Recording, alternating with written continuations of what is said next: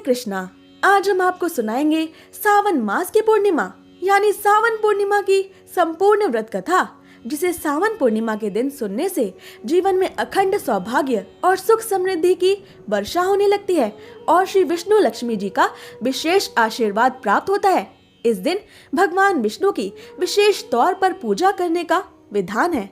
जो लोग इस पवित्र दिन का व्रत रखते हैं और चंद्रदेव को अर्घ्य देते हैं, उनकी सभी मनोकामनाएं पूर्ण होती हैं। आपसे प्रार्थना है कि इस व्रत कथा को पूरा अवश्य सुने, क्योंकि अधूरी कथा सुनने से पाप लगता है। और कथा शुरू होने से पहले हमारे चैनल को सब्सक्राइब करके एक बार कमेंट्स में दिल से जय श्री लक्ष्मी नारायण जरूर लिखें। भगवान श्री हरि विष्णु और माता लक्ष्मी सावन पूर्णिमा के दिन इस व्रत कथा को सुन रहे सभी भक्तों के जीवन में धन संपत्ति के भंडार बने और उनके सभी दुख और कष्ट दूर हों। तो आइए अब शुरू करते हैं सावन पूर्णिमा की व्रत कथा। श्री गणेशाय नमः। सनातन धर्म में सावन पूर्णिमा का बहुत विशेष महत्व है।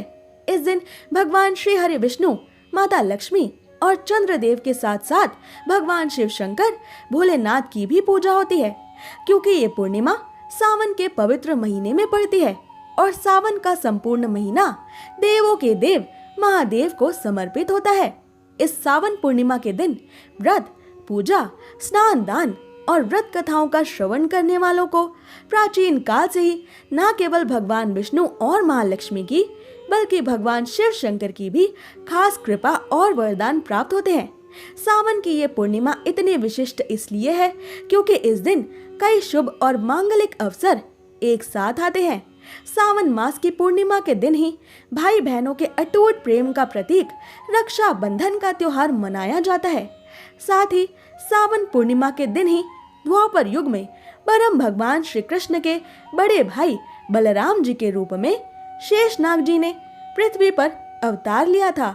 इसलिए इस पवित्र सावन पूर्णिमा को आज बलराम जी के जन्मदिन यानी बलराम पूर्णिमा के नाम से भी जाना जाता है। एक समय की बात है, द्वापर युग में यशोदा जी ने भगवान श्री कृष्ण से कहा, हे कृष्ण, तुम सारे संसार के उत्पन्न करता, पोषक तथा उसके संहार करता हो। आज कोई ऐसा व्रत मुझसे कहो जिसके करने से पृथ्वी लोक में स्त्रियों को विधवा होने का भय ना रहे तथा ये व्रत सभी मनुष्यों की मनोकामनाएं पूर्ण करने वाला हो। तब भगवान श्री कृष्ण कहने लगे, हे माता यशोदे, तुमने अति सुंदर प्रश्न किया है। मैं तुमसे ऐसे ही व्रत को सविस्तार कहता हूँ। सौभाग्य की प्राप्ति के लिए स्त्रियों को द्वात्रिंशत् अर्थात 32 पूर्णिमाओं का व्रत करना चाहिए। इस व्रत को करने से स्त्रियों को सौभाग्य और संपत्ति मिलती है। ये व्रत अचल सौभाग्य को देने वाला तथा भगवान शिव शंकर के प्रति मनुष्य मात्र की भक्ति को बढ़ाने वाला है। तब यशोदा जी कहने लगी कि हे कृष्ण, सर्वप्रथम इस व्रत को पृथ्वी लोक में किसने किया था, इसके विषय में विस्तार पूर्वक मुझसे कहो। तो श्री कृष्ण कहने लगे कि इस भूमंडल पर एक अत्यंत प्रसिद्ध राजा चंद्रहास से पालित अनेक प्रकार के रत्नों से परिपूर्ण कांतिका नाम की एक नगरी थी। वहाँ धनेश्वर नाम का एक ब्राह्मण था और उसकी स्त्री अति सुशील रूपवती थी। दोनों ही उस नगरी में बड़े प्रेम के साथ रहते थे। उनके घर में धन धान्य आदि की कोई कमी नहीं थी, पर उनको एक बड़ा दुख था कि उनके कोई संतान नहीं थी, जिस वजह से वो बहुत दुखी रहते थे। एक दिन जब एक बड़ा तपस्वी योगी उस नगरी में आया, वो योगी बाकी सभी घरों से भिक्षा मांगकर भोजन किया करता था, लेकिन उस ब्राह्मण के घर से वो कभी नहीं भिक्षा मांगा करता था। एक दिन वो योगी गंगा के किनारे भिक्षा मांगकर प्रेम पूर्वक खा रहा था कि धनेश्वर ने योगी को ये सब करते देख लिया। अपनी भिक्षा के अनादर से दुखी होकर धनेश्वर उस योगी से बोले, और सभी घरों से आप भिक्षा लेते हैं, परंतु मेरे घर की भिक्षा आप कभी नहीं लेते, इसका क्या कारण है? तो योगी कहने लगे कि हमारा धर्म हमें इस बात की आज्ञा नहीं देता है, क्योंकि अभी आप गृहस्थ जीवन में एक सुख से वंचित हैं। आपके घर में संतान होने पर ही मैं आपके घर से भिक्षा स्वीकार कर सकता हूँ, वरना नहीं। उन योगी ने आगे कहा कि जिसे संतान नहीं है उसके घर से भिक्षा लेने से मेरे भी पतित हो जाने का भय है। धनेश्वर ये सब बातें सुनकर बहुत दुखी हुआ और हाथ जोड़कर योगी के पैरों पर गिर पड़ा तथा दुखी मन से कहने लगा कि आप मुझे संतान प्राप्ति के उपाय बताएं। आप सर्वज्ञ हैं, मुझ पर अवश्य ही ये कृपा कीजिए। धन की मेरे घर में कोई कमी नहीं है, लेकिन मैं संतान ना होने के कारण अत्यंत दुखी हूँ। आप मेरे इस दुख का हरण कीजिए। ये सुनकर योगी कहने लगे कि तुम चंडी देवी की आराधना करो। घर पहुंचकर धनेश्वर ने ये सारी बात अपनी पत्नी को बताई और खुद वन में चला गया। वन में पहुंचकर उसने चंडी देवी की आराधना की और उपवास किए। माँ चंडी ने 16वें दिन धनेश्वर को सपने में दर्शन दिए और कहा कि हे धनेश्वर, जा, तेरे पुत्र होगा, लेकिन उसकी आयु सिर्फ 16 वर्ष होगी। 16 वर्ष की आयु में ही उसके जीवन का अंत हो जाएगा। पर अगर तुम दोनों स्त्री और पुरुष 32 पूर्णिमाओं को व्रत करोगे तो ही वो दीर्घायु हो जाएगा। जितनी तुम्हारे अंदर सामर्थ्य हो उतने आटे के दिए जलाकर शिव जी का पूजन करना, लेकिन पूर्णमासी 32 ही होनी चाहिए। सुबह होते ही तुम्हें इस स्थान के पास एक आम का पेड़ दिखाई देगा। उस पर चढ़कर एक फल तोड़कर अपने घर चले जाना। अपनी स्त्री को इस बारे में बताना। तुम्हारी पत्नी सुबह स्नान के बाद स्वच्छ होकर शंकर जी का ध्यान करके उस फल को खा ले, तब शंकर भगवान की कृपा से उसको गर्भ हो जाएगा।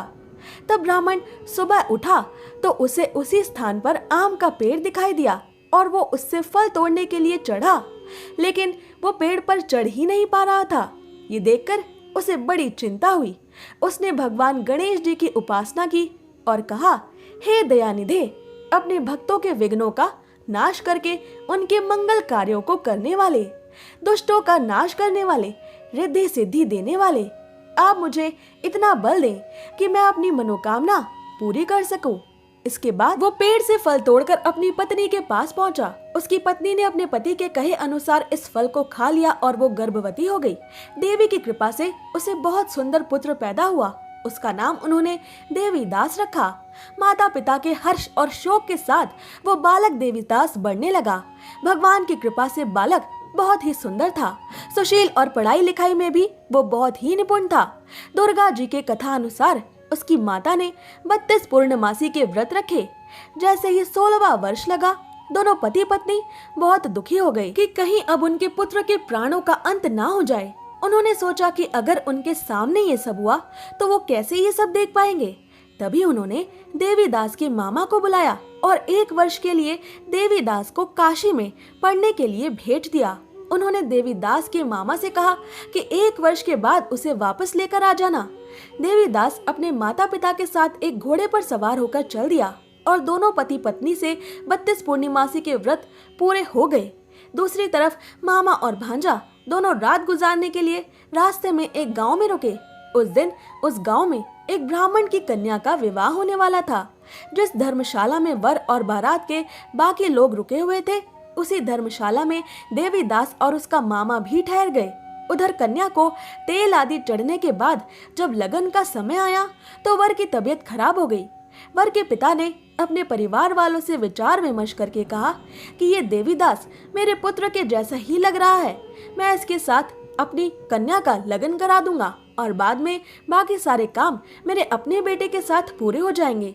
ऐसा कहने के बाद वर के पिता देवीदास को मांगने के लिए उसके मामा के पास गए और उन्हें सारी बात बताई। मामा ने कहा कि कन्यादान में जो कुछ भी मिलेगा वो हमें दे दिया जाए। वर के पिता ने इस बात को स्वीकार कर लिया। इसके बाद देवीदास का विवाह उस ब्राह्मण कन्या के साथ संपन्न हो गया। इसके बाद वो अपनी पत्नी के साथ भोजन ना कर सका और मन में विचार करने लगा कि ना जाने ये किसकी पत्नी होंगी। ये सोचकर देवीदास की आंखों में आंसू आने लगे।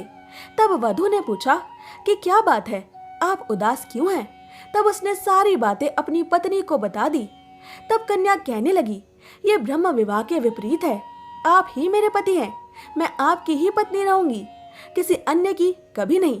तब देवीदास ने कहा, ऐसा मत करिए, क्योंकि मेरी आयु बहुत ही कम है, मेरे बाद आपका क्या होगा। लेकिन देवीदास की पत्नी नहीं मानी और बोली कि स्वामी, आप भोजन कीजिए। दोनों रात में सोने के लिए चले गए। सुबह देवीदास ने अपनी पत्नी को 4 नगों से जड़ी एक अंगूठी दी और एक रुमाल दिया और बोला कि हे प्रिय, इसे लो और संकेत समझकर स्थिर चित्त हो जाओ। मेरे अंत और जीवन की स्थिति जानने के लिए एक पुष्प वाटिका बना लो, उसमें सुगंधी वाली एक नव मल्लिका लगा लो, उसको प्रतिदिन जल से सींचो और आनंद के साथ खेलो कूदो। जिस समय और जिस दिन मेरे प्राणों का अंत होगा, उस दिन वो सारे फूल सूख जाएंगे।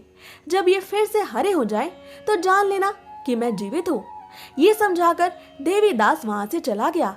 इसके बाद जब वर और बाकी बाराती मंडप में आए, तो कन्या ने उसे देखकर कहा कि ये मेरा पति नहीं है, मेरे पति वो हैं जिनके साथ रात में मेरा विवाह हुआ है। इसके साथ मेरा विवाह नहीं हुआ है। अगर ये वही है तो ये बताएं कि इन्होंने मुझे क्या दिया है। साथ ही कन्यादान के समय आभूषण जो मिले हैं उन्हें भी ये दिखाएं।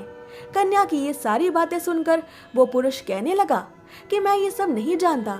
इसके बाद सारी बारात अपमानित होकर वापस लौट गई।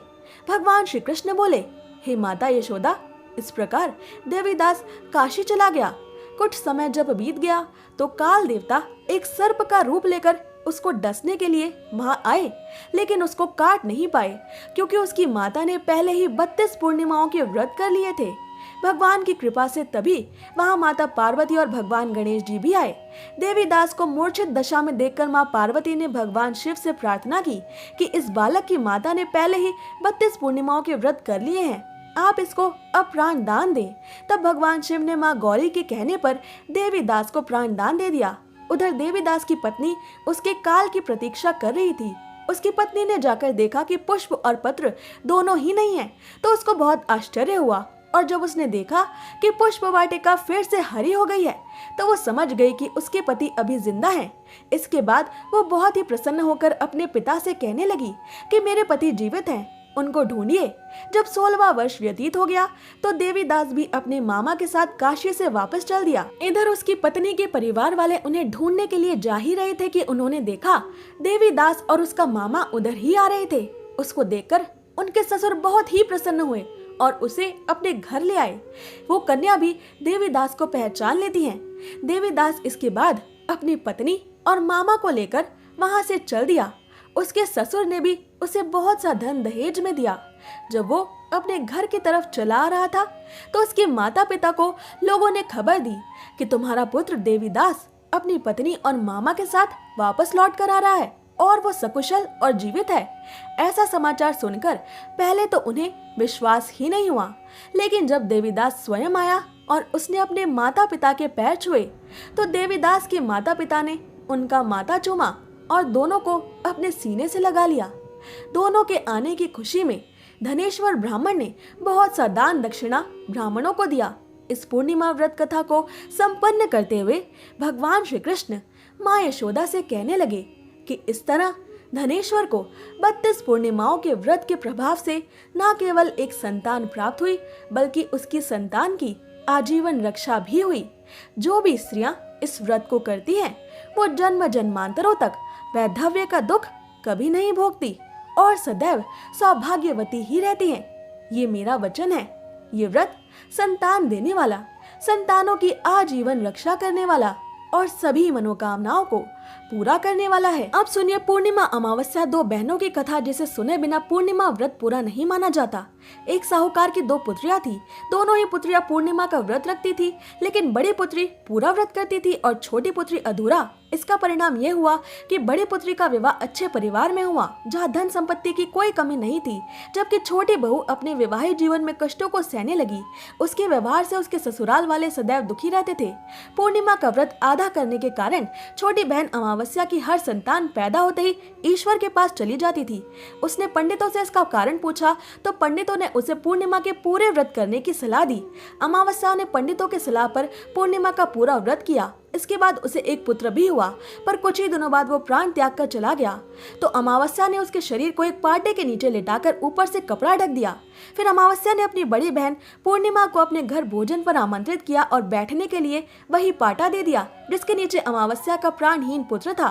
बड़ी बहू जब उस पर बैठी तो उसका लहंगा बच्चे को छू गया। बच्चा लहंगा छूते ही जीवित हो गया और रोने लगा। तब छोटी बहन अमावस्या को अपनी गलती का एहसास हुआ। उसने पूर्णिमा से क्षमा मांगी और उसे बताया कि तुम्हारे पूर्णिमा व्रत से उपजे फलों और तपस्या के परिणामों से मैं सदैव ईर्ष्या का अनुभव करती थी।